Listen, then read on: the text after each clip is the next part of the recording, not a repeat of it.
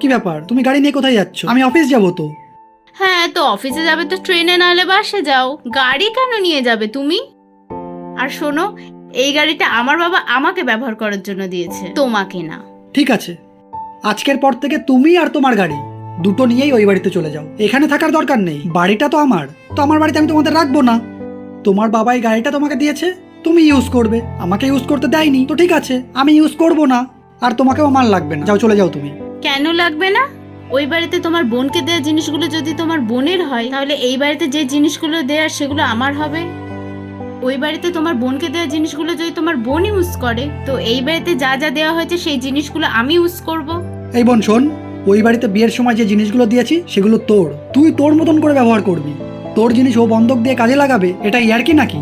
তুই বলে দিবি আমি দিতে পারবো না। ওর ব্যবসায় সমস্যা হচ্ছে, ও বুঝে নেবে। আজকে তুই একটা জিনিস দিয়ে দিলে কালকে আরো জিনিস চাইবে, পরে বলবে এই বাড়ি থেকে জিনিস নিয়ে যেতে, কিছুই দিবি না। আসলে কি বলো তো, বিয়ের পর দুই বাড়িকেই সমানভাবে দেখতে হয়। ওটা তোমার বোনের বাড়ি, ওটা সামলানো তোমার বোনের উচিত। ওখানে তোমার বা তোমার মায়ের নাক গলানো উচিত নয়। এখানে যদি আমার বাড়ির কেউ নাক গলায় তাহলে তোমার ভালো লাগবে, তাই সেইভাবেই বোনকে বোঝানো উচিত।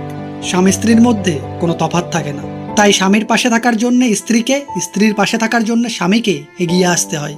সেখানে তৃতীয় ব্যক্তি হিসেবে বাড়ির অন্য কেউ কুযুক্তি দিলে সংসারটা ভাঙে।